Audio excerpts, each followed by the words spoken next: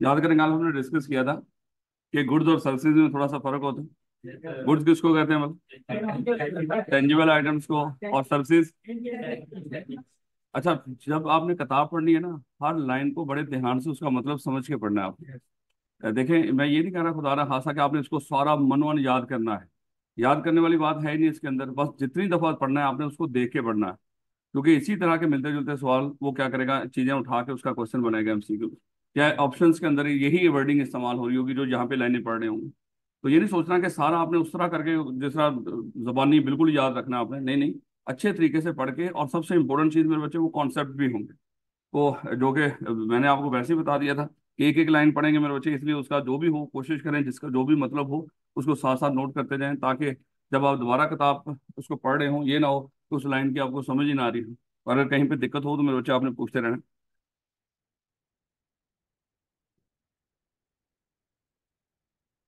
यहाँ तक मेरा ख्याल है रीड किया था हमने, कहाँ तक रीड कर दिया था।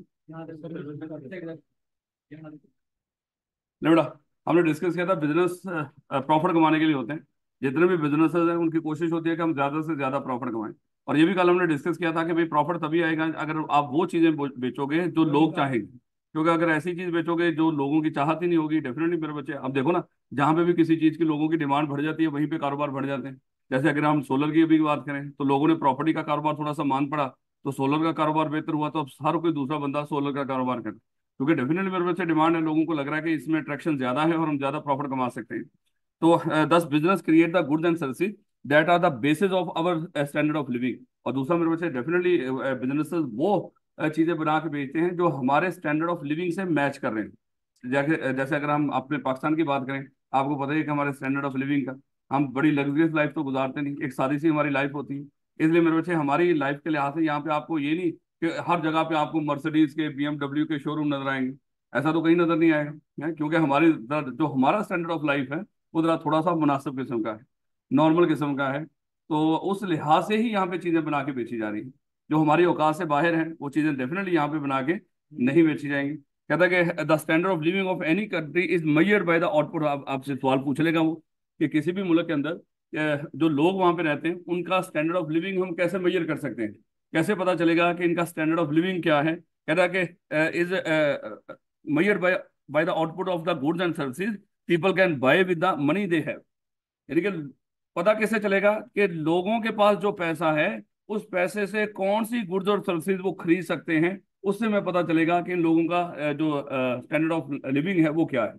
इसलिए मैंने आपको बताया कि हमारा स्टैंडर्ड ऑफ लिविंग और बाकी अगर कल जहां पे हमारा मैच हो रहा था उनका स्टैंडर्ड ऑफ लिविंग, मेरे बच्चे जमीन आसमान का फर्क है। और हमारे ये गरीब वहां पे जाके भूल ही गए कि हम पाकिस्तान से आए थे, वहां की जो चौकाचंद रोशनी थी उन्होंने उनको वैसे ही अंधा कर दिया, ना इनको कोई गेंद नजर आ रही थी ना कुछ लेन न देन। यहाँ तो मेरे बच्चे गरीब लोगों को जब अमीर मुल्कों में जाके खिलाओगे कुछ ऐसा ही हो। और वैसे भी मेरे बच्चे गुलामों का आकाओं के मुल्क में जाके जीतना वो पॉसिबल ही नहीं। वो साइकोलॉजिकली इतने सालों से 70-75 सालों से हमारे ऊपर हुकूमत कर रहे हैं हम उनके पक्के पक्के गुलाम हैं। वो बरतानिया की गुलामी में तो शायद वहां पे उस वक्त इतना मीडिया शीडिया इतना इन्फ्लुएंस नहीं था। ये तो मेरे बच्चे शदीद किस्म के हम गुलाम। कहता है कि this provides the basis for comparing standard of living with different countries. भाई क्या खास कंपेयर करें, हमने कल कंपेयर करके देख तो लिया है कि हमारा हमारा लिविंग स्टैंडर्ड और उनका लिविंग स्टैंडर्ड देखो। हम वहां पे गए, हमने बर्गर खाने शुरू कर दिए क्योंकि हमें यहाँ पे बर्गर मिलते को नहीं है। सारा वहां पे बैठ के ग्राउंड में बैठे आइसक्रीम खा रहे हैं। भैया ऐसी चीजें खिलाड़ियों के लिए नहीं होती है, लेकिन उनकी अगर वहां पे वो जो रहते हैं उनका वो किसी और तरीके का खाना खाते होंगे। उनको पता कि गरीब आए हैं ऐसे ही कुछ खाएं पिएंगे। जैसे हम जब किसी घर में मेहमान जाते हैं है, कुछ औकात से बाहर मिलना शुरू हो जाता है तो हम मोटे मोटे हो गए आते हैं। ऐसे ही मेरे बच्चे घर वापस आते हैं तो फिर हम सेट सुट हो जाते हैं। तो हमारा एक्चुअली स्टैंडर्ड ऑफ लिविंग मेरे बच्चे वो जिस घर में मेहमान गए उस लिहाज से मैयर होगा या जिस घर में रहते हैं, जिस घर में रहते हैं। खैर, इसको हम परचेजिंग पावर भी सादा अल्फाज में कहते हैं कि स्टैंडर्ड ऑफ लिविंग किस लिहाज से मैयर किया जा सकता है, उस मुल्क में रहने वाले लोगों की परचेजिंग पावर से।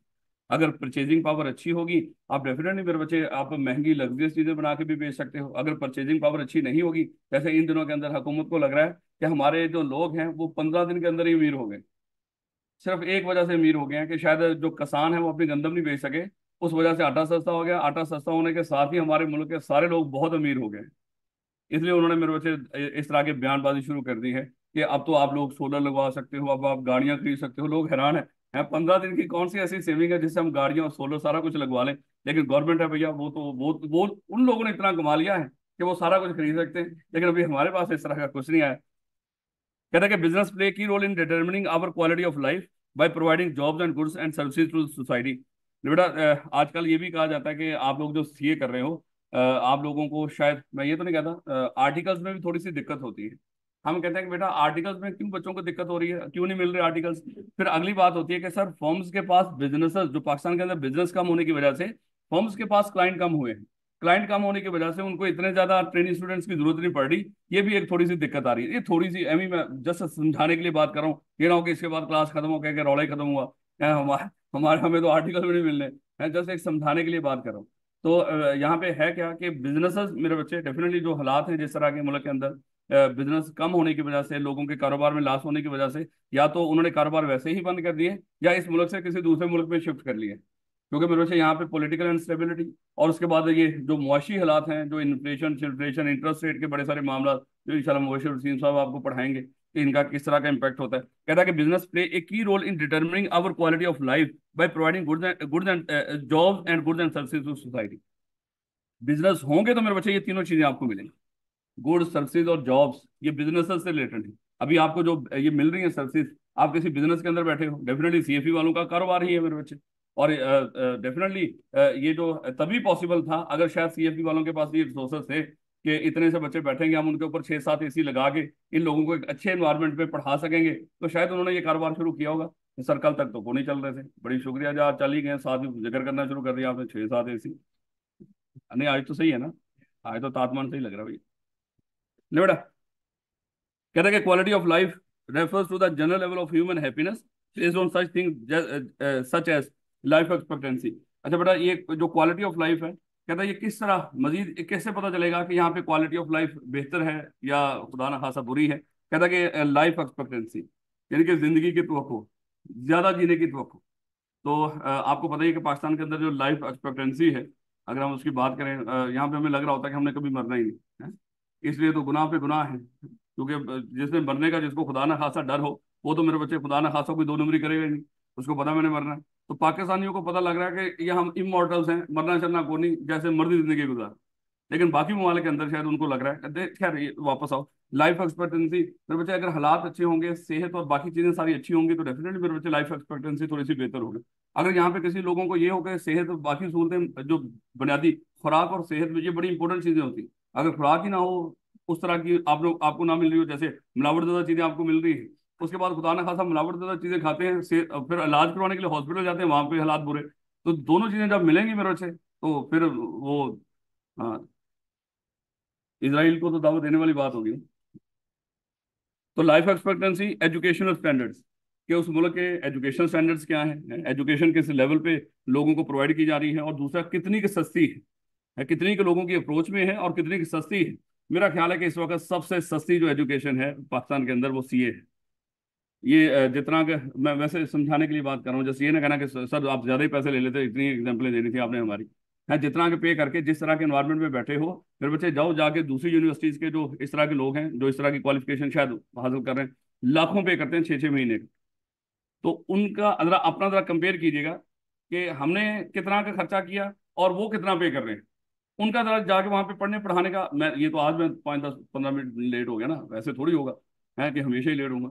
लेकिन जरा उनके पढ़ने पढ़ाने के मामला और हमारे पढ़ाने के मामला को यहाँ पे, ये नहीं कि सिर्फ सीएफई की मैं बात कर रहा हूँ, मैं सारे सीए कॉलेजेस की बात कर रहा हूँ कि जिस तरह की वो मेहनत कर रहे हैं जितनी मुनासिब सी फीस के अंदर, फिर बच्चे यकीन कर लो कि इस तरह की कोई एजुकेशन इतनी सस्ती हो नहीं सकती। लेकिन फिर भी यहाँ पे होंगे खुदा ना खासा कोई ऐसे जिनको लगेगा कि नहीं, घर वालों ने तो हमारे ऊपर बहुत पैसा लगाना था, यहाँ तो लग ही नहीं रहा, कहीं और चले जाओ। कहता है कि एजुकेशन स्टैंडर्ड्स, हेल्थ, सैनिटेशन यानी कि सफाई सुथराई, सेहत, एंड लेजर टाइम, कि ये हमारे पास थोड़ा सा हाँ, क्या कहते हैं उसको, वेला टाइम भी है कि नहीं, क्योंकि ये बड़ी ये है, क्या कह रहे हैं? वही ना वेला टाइम, फारग टाइम, चलो उस तरह कर लो, क्योंकि ये बहुत इंपॉर्टेंट चीज होती है मेरे बच्चे। देखो बाकी तो इवन देन ये जो हमारी मल्टीनेशनल कंपनीज होती हैं जो पाकिस्तान में भी काम कर रही हो, या इवन देन जब आप अपनी फर्म्स का जिक्र सुनोगे कि हमारे यहाँ पे पाकिस्तान के अंदर कोई बिग 4 या फलानी फलानी फर्म्स हैं, उनका कल्चर बड़ा डिफरेंट होता है। अगर कोई बंदा कोई काम करना चाह भी रहा हो, उसको बावजूद उसको कहते हैं कि नहीं भैया इतने दिन तेरी छुट्टी बनती है, जा तू छुट्टी करके आ, जरा थोड़ा सा घूम फिर के आ, जरा जिंदगी जी के आ। सारा दिन काम कर करके वो बंदा वैसे ही खुदा ना खासा उसको ज़हनी तौर पे वो वैसे ही मफलूज हो जाता है, पता नहीं किस किस तरह की उसके अंदर फटीक होती है, क्या क्या चीजें उसके अंदर भरी जा रही होती है। उसको कहते हैं जा तू घूम फिर के आ, जरा थोड़ा सा जिंदगी जी, उसके बाद आके काम करेगा तो शायद उससे डबल काम कर रहा होता है। यानी कि यहाँ पे जो हम क्या करते हैं, हमें थोड़ा सा फारक टाइम मिलता है, उस फारक टाइम के अंदर एक और काम ढूंढ लेते हैं। लेकिन बाहर ऐसा नहीं होता, फारक टाइम के अंदर वो जिंदगी जीते ताकि जो हम काम कर रहे हैं उस काम को हम ध्यान से कर सकें। और कंपनियां पकड़ पकड़ के लोगों को छुट्टियां पे भेजती हैं, जा भैया तेरी छुट्टी ड्यू है, तू यहाँ पे क्या कर रहा है।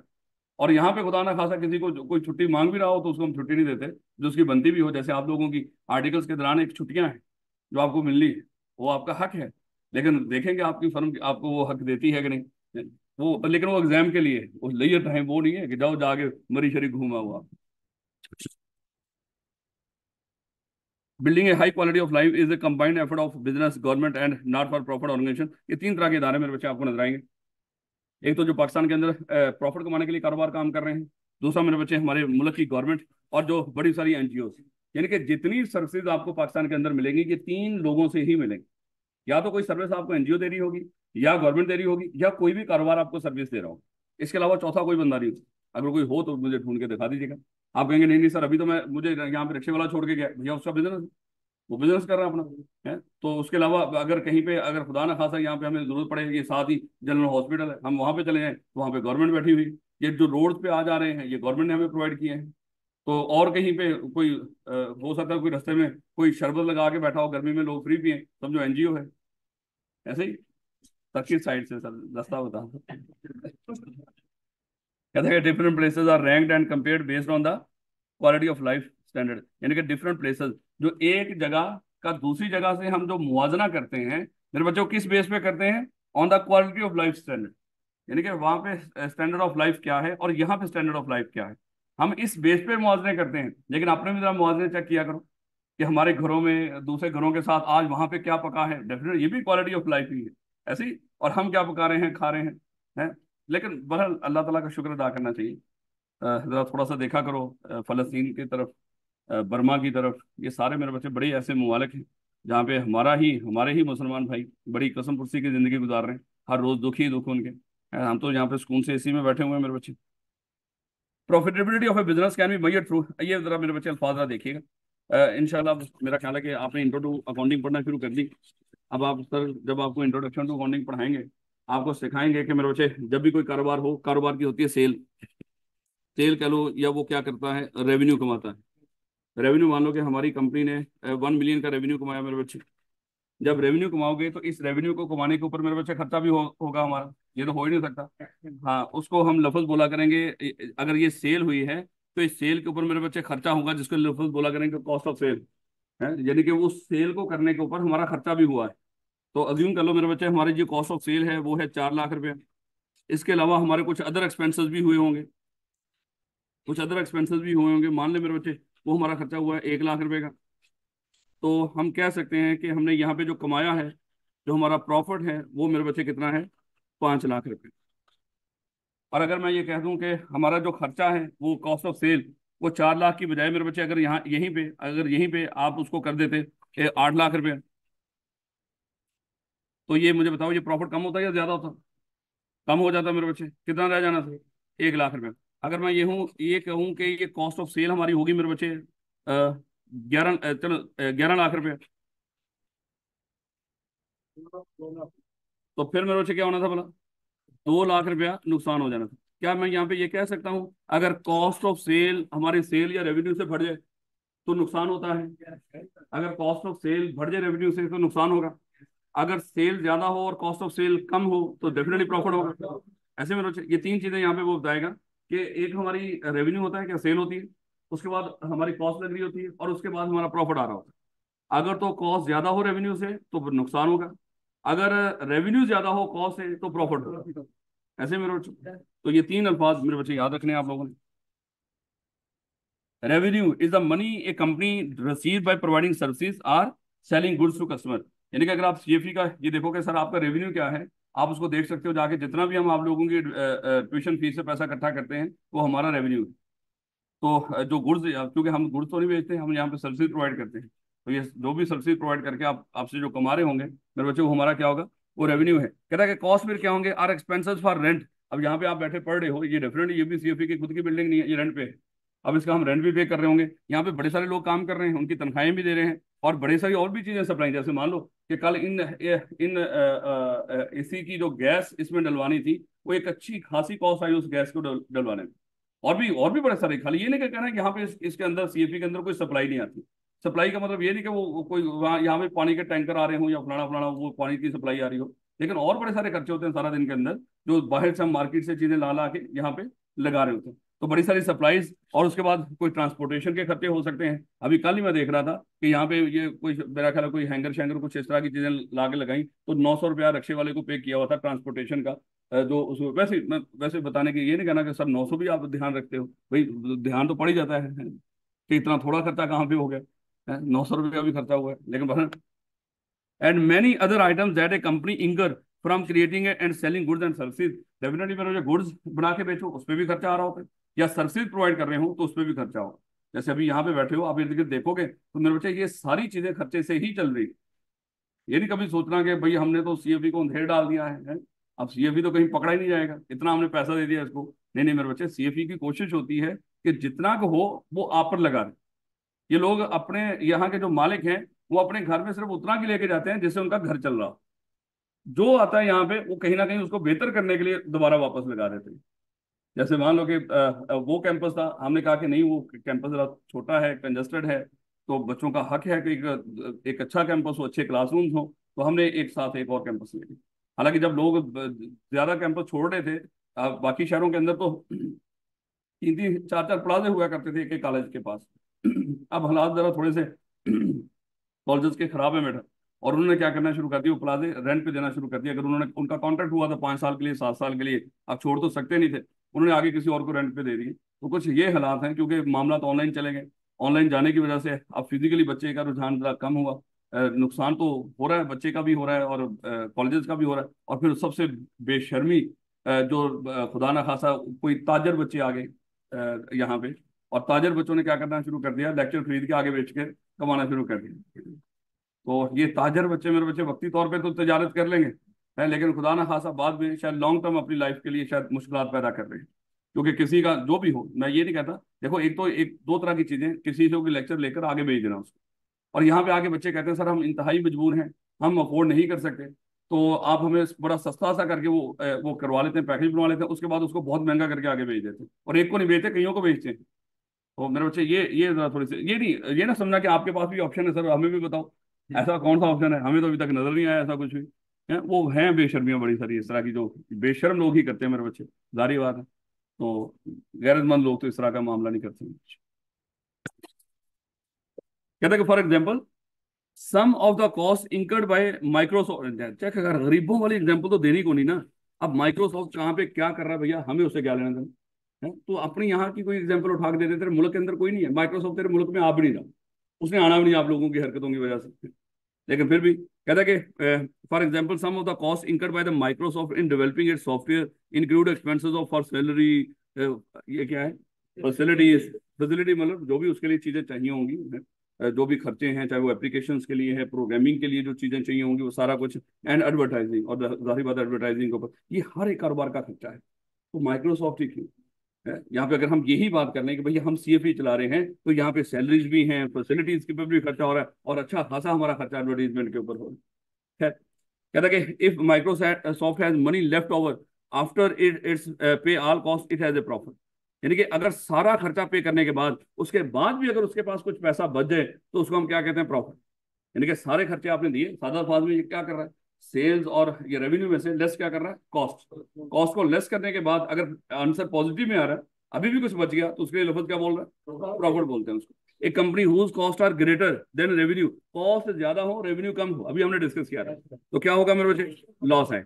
कॉस्ट ज्यादा हो और रेवेन्यू, यानी कि यही कॉस्ट हमने जब बढ़ाई थी मेरे बच्चे, तो डेफिनेटली रेवेन्यू कम है, कॉस्ट बढ़ गई, तो हमने डिस्कस किया था क्या बना, लॉस बना। कहता है कि there is always risk that a business में इंकर लॉस। डेफिनेटली मेरे बच्चे, बिजनेस हम कहते हैं उसको जहाँ पे लॉस के चांसेस ही ना हो, वो बिजनेस नहीं होगा। बिजनेस में प्रॉफिट लॉस दोनों के चांसेस होंगे। By not achieving its goals due to inefficient use of its resources. अच्छा, जहां पे रिसोर्सेज का यूज हो ना, रिसोर्सेज का मतलब क्या होता है मेरे बच्चे? Man, money, material, machines. यानी कि यहाँ पे आपको क्या नजर आएगा? इंसान नजर आएंगे, मटीरियल नजर आएंगे। चले चलो, यहाँ पे मशीनें नजर नहीं आएंगी, लेकिन ये भी मशीनें ही हैं। अगर हम बात कर लेंगे, जो एसी लग रखे हैं, ये जो आपके सामने कंप्यूटर शम्प्यूटर ये सारी चीजें पड़ी हैं, ये सारा क्या है? ये मशीनें हैं। तो ये हमारे, अगर हम सीएफई के रिसोर्सेज की बात करें, जो हम आपके लिए इस्तेमाल कर रहे हैं, उसमें क्या है? लोग भी हैं, पैसा भी है, मटेरियल भी है, और मशीनें भी हैं। तो ये चले, वैसे ये इस तरह की चीजें मैन्युफैक्चरिंग ऑर्गेनाइजेशन का, अगर हम कोकोमो बना के बेचें, वहां पे तो पक्की बात है ये सारी चीजें आपको नजर आएंगी, मैन, मनी, मटीरियल और मशीन्स। ऐसे ही मेरे बच्चे, चलो सर्विसेज में तो फिर भी मैंने जबरदस्ती बनवा दी यहाँ पे, लेकिन फिर भी मेरे बच्चे वहां पे तो आपको बड़े लेवल पे नजर आ जाएंगे। तो रिसोर्सेज का मतलब क्या होता है? वो चीजें जो कोई प्रोडक्ट या सर्विस को प्रोवाइड करने में आपकी मदद कर रही हो, आगे प्रोडक्ट बनाकर बेचने में या कोई सर्विस प्रोवाइड करने में, जो चीजें भी आपकी मदद कर रही हो, उसके लिए क्या बोलते हैं? वो क्या है? बिजनेस के रिसोर्सेज। कहता है कि by not achieving its goals due to inefficient use of resources or ineffective business strategies. ये भी मेरे पास बहुत बड़ा वो होता है। अगर मान लो कि हमारी एक हम क्लास शुरू कर दें, क्लास में अभी 10 बच्चे हों और क्लास शुरू कर दी हमने, और उसमें 5 टीचर पढ़ा रहे हो, और ये सिलेबस कोई 4 से 5 महीने चलना, तो शायद एक एक टीचर को हम 2-2 ढाई-ढाई लाख रुपया इस सेशन का पे करेंगे, लेकिन मिलेगा हमें कितना? 2.5-3 लाख रुपया। जबकि पे कितना करेंगे? More than 1 million. तो मेरे बच्चे मुझे बताओ, ये स्ट्रेटजी बड़ी कामयाब है कि 10 बच्चे आए और उसकी क्लास शुरू कर दो, और उसके बाद अच्छी खासी उसके ऊपर वो, यानी कि थोड़ा सा वेट कर लो, थोड़ा सा वेट कर लो, जब एक मुनासिब तादाद हो जाए जिससे आपकी कॉस्ट एटलीस्ट मीट हो जाए, तो फिर आप क्लास शुरू कर लो। तो बात कर, ऐसी स्ट्रेटजी बिजनेस बनाता है जिससे उसका नुकसान ज्यादा हो जाता है और फायदा कम। ये आपकी स्ट्रेटजी डेफिनेट, यही पीआरसी, ये खुदा ना खासा जस्ट ये भी आपके लिए भी है। यही पीआरसी आप कहीं और से करते तो शायद वो ये 1.25 लाख से लेके कोई 70-80 हज़ार तक तो नॉर्मल सी है यहाँ पे कुछ कॉलेजेस की फीस, और 50 हज़ार तो फिर उन्होंने रखी होती है कुछ ने कि ये तो मिनिमम है ना, इससे नीचे तो फिर मरना जीना ही है। तो चले मान लें कि आपको शायद अल्लाह ताला ने एक मौका दे दिया कि यही सब्जेक्ट एक बेहतरीन टीचर से, जो मैं अपनी बात नहीं कर रहा, मैं राणा काशिफ साहब, दाऊद शाह साहब खास तौर पे मैं उनकी बात कर रहा हूँ, कोई इतने अहम टीचर हैं, आपकी सोच है। तो यही टीचर अगर किसी और कॉलेज में होते हैं ना, जबकि आए हैं वहां से, और जो उसके वक्त उनकी फीस होती थी ना, इनके लिए जो चार्ज की जाती थी, वो आपकी सोच है। लेकिन यहाँ पे हालात ही बड़े डिफरेंट है। बात का दिल करता है कि हम बढ़ा दें सारा कुछ, फिर हम हमें पता है कि आप लोग ने आने ही को नहीं फायदा। ऐसे ही सब बढ़ा के तो देख, फिर हम देखेंगे।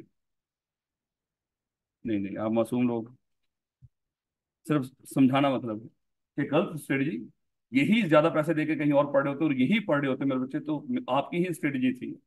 और उससे फायदा हुआ या नुकसान हुआ, ये आप खुद पता लगना था कि भाई ये तो हमने क्या कर दिया, खुदा ना खासा नुकसान कर दिया। अभी भी आपके हॉस्टल में आजू बाजू में कुछ लोग होंगे जो इधर उधर से अगर पढ़ रहे होंगे, जरा कॉस्ट को थोड़ा सा कंपेयर करके देख लीजिएगा, और जरा स्टडी के मामला को भी कंपेयर करके देख लीजिएगा, तो आपको थोड़ा सा आइडिया हो जाएगा। ये नहीं कि हमने 2 के सब्जेक्ट पढ़ाने शुरू कर दिए हों अभी, बाकी जाके हम पढ़ाएंगे, फिर जाके कभी 3-4 महीने पहले 2 सब्जेक्ट पे लगा दें, फिर कोई 5-4 महीनों में दूसरे 3-4 सब्जेक्ट पढ़ाएं, और आपका कम से कम 1 साल यहाँ पे लगवा दें। तो पांचों सब्जेक्ट्स इकट्ठे करने का मतलब, चाहे कॉलेज को जो मर्जी हो, लेकिन इन बच्चों को टाइमली पास करवाने का मकसद है, ताकि नवंबर के अंदर हम अपने पेपर पास कर लें।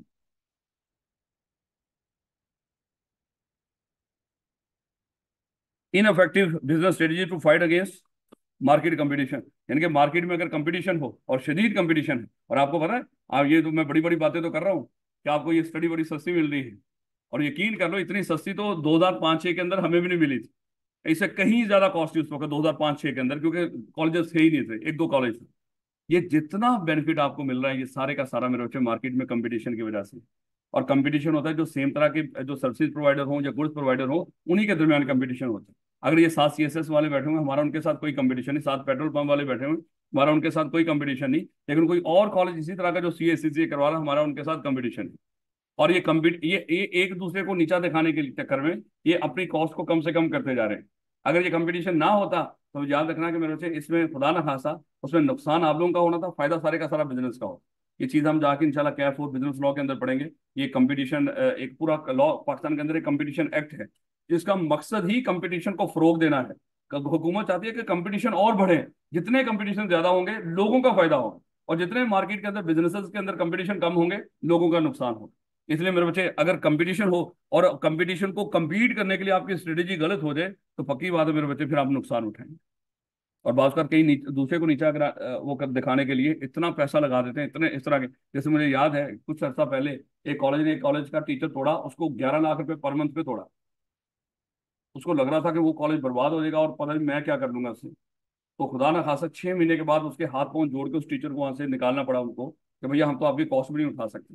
लेकिन भाई पिछले कॉलेज को तो खराब कर दिया ना आप लोगों ने, है सिर्फ इस चक्कर के अंदर कि वो कॉलेज खराब हो जाए और उसके लिए महंगा महंगे उसके ऊपर उसने टीचर उठा लिया उस कॉलेज। ये इस तरह की चीजें यहाँ पे होती रहती हैं। लोड कहता है कि मैंने कंपनी सच एज माइक्रोसॉफ्ट, ये पढ़ लिया ना? नहीं। मैंने एक company such as Microsoft use its resources intelligently. जैसे आप लोग अपने रिसोर्सेज को इंटेलिजेंटली यहाँ पे यूज कर रहे हो। आपको पता कि भाई साथ अगर फ्री का दस्तरखान लगता है, बजाय के जाके होटल में खाने के आप फ्री के दस्तरखान से खा लो। भाई मुसाफिर हो स्टूडेंट हो कोई दिक्कत नहीं है। ये ना समझना कोई खुदा ना खाता, हमें पता है कि हमने कितनी अफ्तारियां मस्जिदों में की थी। है अल्लाह भला करे, दो साहब को उनको पता था किस किस मस्जिद में फ्री अफ्तारी होती। तो सारे हम लोग हॉस्टलों में रहे हैं यहाँ पे, हमें पता है इन सारी चीजों का। मैं समझाने के लिए बात कर रहा हूँ, अपने रिसोर्सेज को आप थोड़ा सा इंटेलिजेंटली इस्तेमाल कर सकते हो। है अब यही यही है ना, एक बच्चा सेम सब्जेक्ट है, एक सिर्फ अपने दोस्त के कहने पे किसी और कॉलेज में जाके वही 10-12 हजार का सब्जेक्ट 20-25 हजार में पढ़ता है। हर सेम है, कोई दिक्कत नहीं उसके अंदर कहीं पर भी। और बजाय कि अगर वो थोड़ा सा इंटेलिजेंटली इस्तेमाल करता मेरे बच्चे, वो कि जिसमें 10-12 हजार फीस वहां पे पढ़ता और 10-12 हजार के बादाम खरीदता सेब खाता, तो सोचो। है एक तो कमरे में उसकी यशी ही यशी होती, साथ वाले जल जल के पागल हुए होते और अपनी सेहत भी बेहतरीन होती है ना। साथ वालों की सेहत जल जल के खराब हो जाती और आप लोग के क्या है, बादाम है पता नहीं क्या कुछ पड़ा हुआ खा रहे हैं। लेकिन क्या है कि हमने अपने रिसोर्सेज को इंटेलिजेंटली नहीं, जज्बाती तौर पर यूज करते हैं मेरे बच्चे। अगर थोड़ा सा दिमाग भी रखो जज्बात के साथ, लेकिन जज्बात और दिमाग का आपस में कोई लेना देना नहीं होता, याद रखिए।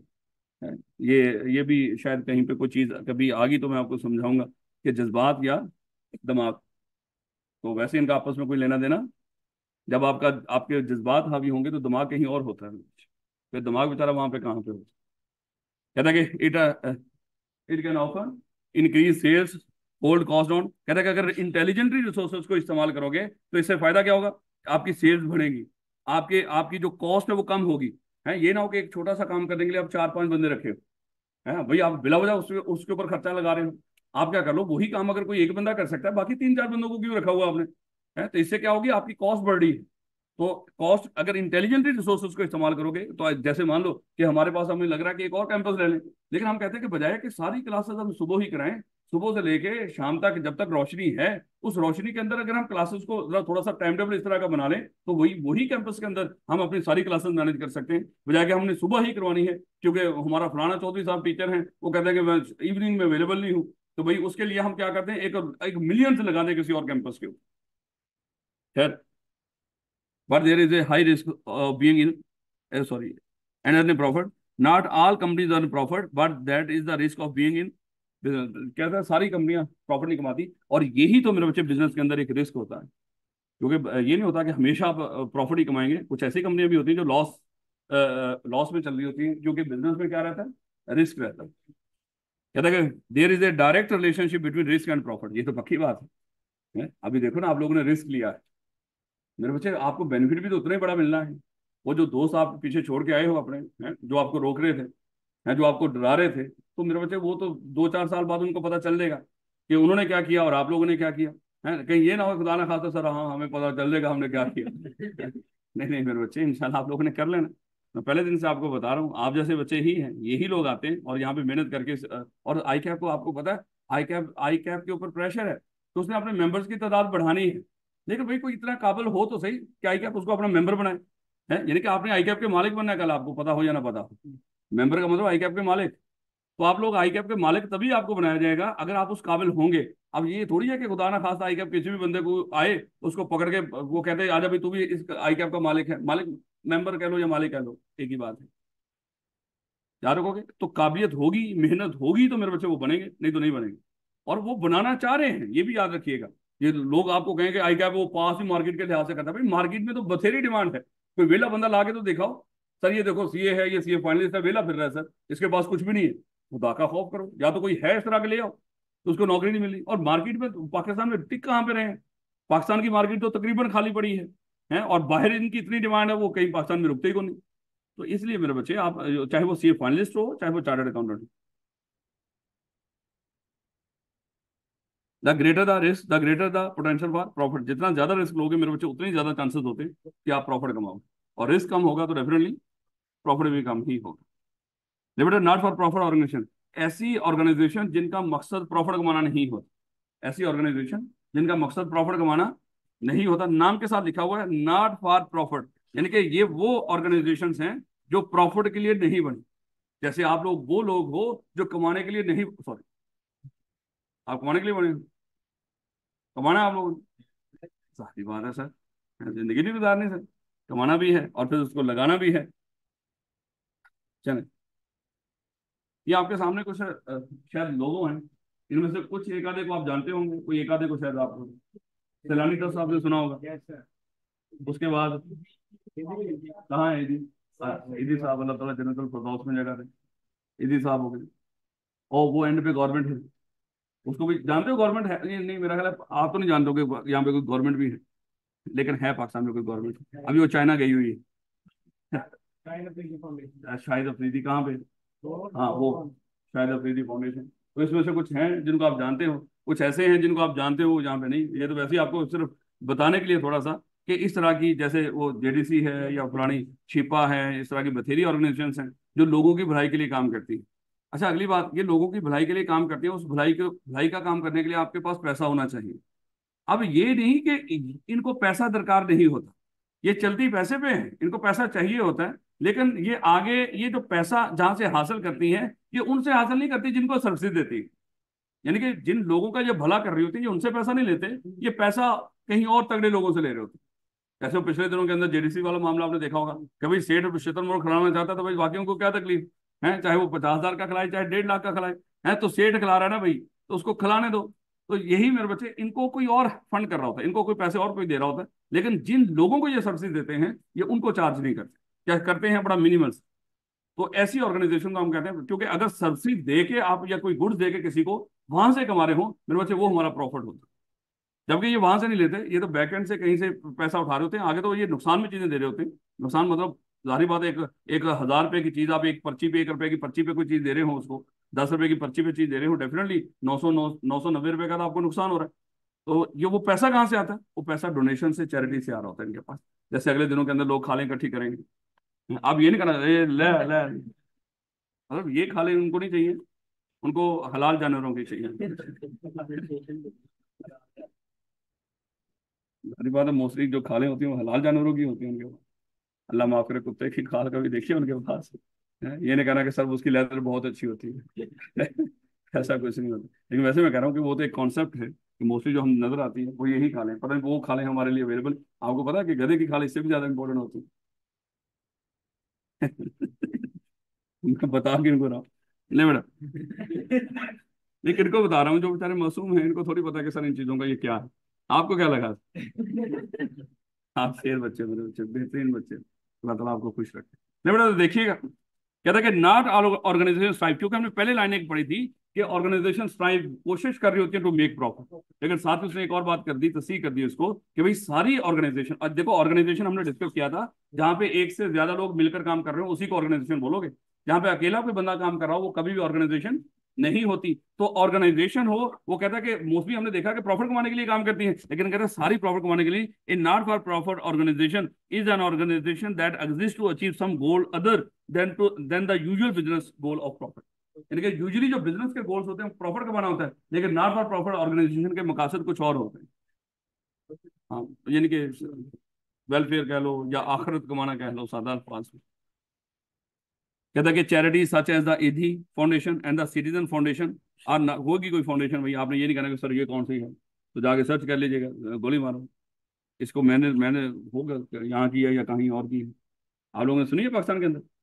मैंने भी नहीं सुनी, तो किताब वाले ने लिख दी, सो कहता है कि charity such as Edhi foundation and the citizen foundation are not for profit organization as are most hospitals, education institutes, social work organization, non governmental NGOs, civic groups, civic groups, ये नहीं कि सिविक गाड़ी की बात हो रही, ये वो होते हैं जो लोगों की भलाई के लिए काम कर रहे हैं, सिविक ग्रुप, ये उसकी बात हो रही है।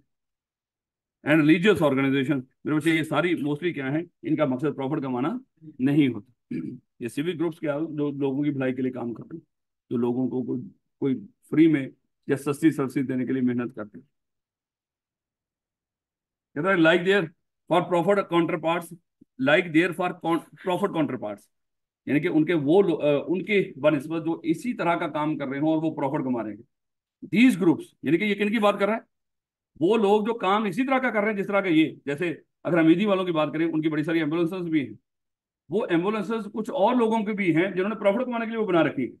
इन्हीं के कुछ एजुकेशन इंस्टीट्यूट, चाहे चलो ये कह लो कि ओल्ड हाउस, कुछ ओल्ड होम्स बना रखे हैं। क्या ओल्ड होम्स नहीं बोलते हैं?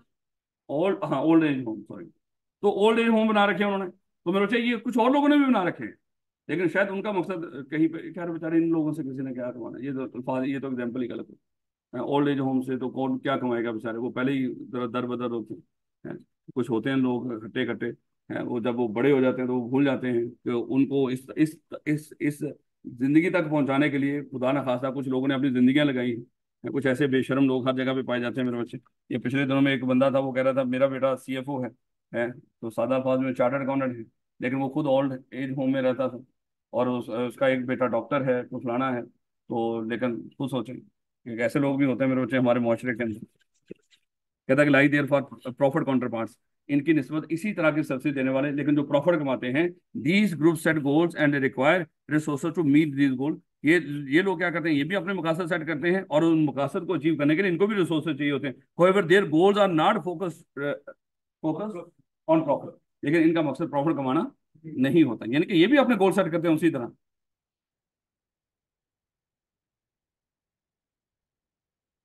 बेटा मकसद देखा जाएगा, मकसद उनका क्या है। अगर वो मजबूरी में कॉस्ट के इक्वल बेच रहे हैं, तो फिर तो मेरे बच्चे जाहिर बात है कि वो चाहे जितना मर्जी किसी का भला कर रहे हैं, तो ये भलाई में नहीं जाएगा, ये तो उनकी मजबूरी है। लेकिन अगर कोई ये इस चीज के होते हुए भी कोई ज्यादा चार्ज कर सकता है, और उसका मकसद है कि नहीं मैंने ज्यादा चार्ज नहीं करना, बस मैंने अपनी कॉस्ट रिकवर करनी है, शायद ये लोगों का भला कर रहा है। क्योंकि कई लोग होते हैं वो मजबूरी में कर रहे होते हैं मेरे बच्चे, जैसे अभी हम मजबूरी में कर रहे हैं। एक बंदा सोच ही सकता है ना, नहीं तो क्यों इतना सस्ता देने की कॉस्ट ज्यादा लग रही हो है, और फायदा कम हो रहा हो। तो ये मजबूरी किसने बनाई है? बोला कंपटीशन है। तो कंपटीशन ने मोस्टली कॉलेजेस की मजबूरी बना दी कि शायद उनकी कॉस्ट ज्यादा हो और वो कम कम, लेकिन उसको कैश करने की फिर कोशिश करते हैं हम लोग। तो भैया देखो हम आप लोगों से कमा ही क्या रहे हैं, ऐसे ही। however their goals are not focused for profit. For example, in not for profit organization goal might be ये क्या यार, ये ना थोड़ा सा मेरा सिस्टम यहाँ तक नजर दी सही यार।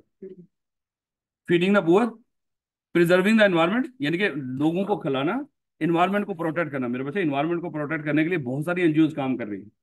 ये अगर आपको पता होगी, ये पिछले 2-3 दिनों में छापरों पे पाबंदी लगा दी गई।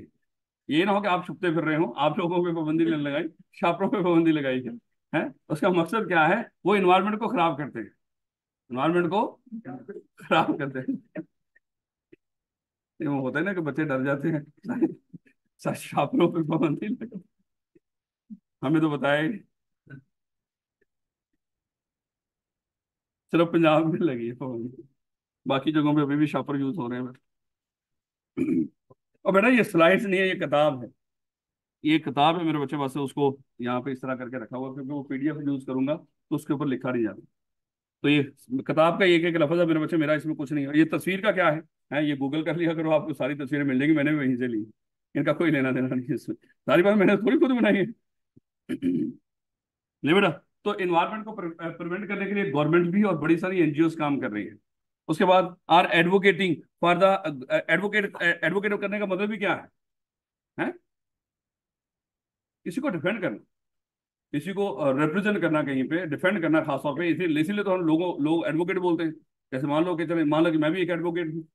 तो अगर मुझे कोई लोग एडवोकेट कहते हैं तो मकसद मेरा क्या है? मैं लोगों की एडवोकेसी करता हूँ, उनको डिफेंड करता हूँ, इसलिए लोग मुझे एडवोकेट बोलते हैं। ऐसे ही कह रहा है कि preserving the environment or advocating for the rights of some under privilege community. वो लोग जिनके हकूक सलब किए गए हैं, उनके राइट्स को मेरे बच्चे ये क्या करते हैं? डिफेंड करते हैं। जैसे खुदा ना खासा हमारे बलोचिस्तान के भाई हैं, उनके हकूक कई सालों से जब्त हैं मेरे बच्चे। उन लोगों को बेसिक हकूक जो होने चाहिए वो मिल ही नहीं रहे। थोड़ी सी बेचारे कोई कोई शायद थोड़ा सा जज्बाती शेर बोल दे, उसको गायब कर दिया जाता है। वो जब हम पंजाबी गायब होना शुरू हुए, तब हमें थोड़ा सा एहसास होना शुरू हुआ कि खुदा ना खासा उन बलोचियों के साथ क्या हो रहा है इतने सालों से। है यहाँ जब हम हमारे घर तक वो आग पहुंची, अब जाके हमें उनका दर्द भी महसूस होना शुरू हुआ है कि बेचारे वो तो इस कर्ब से पता नहीं कितने सालों से जी रहे हैं, हम कह रहे हैं कि वो गलत है। अब जब हमारे साथ ये होना शुरू हुआ, हमने कहा कि हमने तो ऐसी गलती की भी नहीं। वो बलोची कहते हैं हम भी यही कहते थे, हमने इतनी बड़ी गलती नहीं की जितनी बड़ी खुदा ना खासा हमें सजा दी जाती है। तो ऐसे ही लोगों को फिर वो करने के लिए, जैसे अगर मैं बात करूं, शीरी मजारी, आपने नाम सुना होगा। उसकी एक बेटी है, ईमान मजारी, बेहतरीन खातून है मेरे बच्चे हैं। इस तरह की बहादुर जो हमारी बेटियां हैं, अल्लाह ताला इनको और वो जिसको कहते हैं कि इनको ताकत दे, इनको हौसला दे, हिम्मत दे। तो वो क्या करती हैं, हमेशा इस तरह के लोगों के लिए आवाज उठाती हैं, कभी नहीं डरती कि हमारे साथ क्या होगा। तो वो भी एक वकील हैं, और ये ऐसे चंद बहादुर वकील ही होते हैं, जैसे मेरे बच्चे आसमान जहांगीर में उसका इंतहाई नाकत था उस खातून में। अल्लाह ताला उसको जन्नतुल फिरदौस में जगह दे। मुझे जिसको कहते हैं ना कि जो चंद लोग जिनको लगता था यार ये क्या खातून है, खुदा का खौफ करे यार क्या। लेकिन मेरे बच्चे वो जितनी बातें करती थी वो बिल्कुल सही थी। लेकिन शायद हमें हमारे हुकूमत जो लोग थे हमारे ऊपर, वो जिन लोगों को उस वक्त हाईलाइट करती थी, हम कहते हैं ये तो गुनाह है, वो तो हमारे हीरोज हैं जिनके बारे में ये बात करती है। लेकिन अब हमें पता चल रहा है कि हमारे हीरोज कौन है। हमारे हीरोज ने वो जो चंद 11 खिलाड़ी थे उनका सत्यानाश भी कर दिया बेचारों को। हैं, वो भी जाके वहां पे पता नहीं क्या खिला के भेजा उनको। ट्रेनिंग तो उनसे लिए, पता नहीं किस चीज की ट्रेनिंग है वो। चले खैर वापस आओ।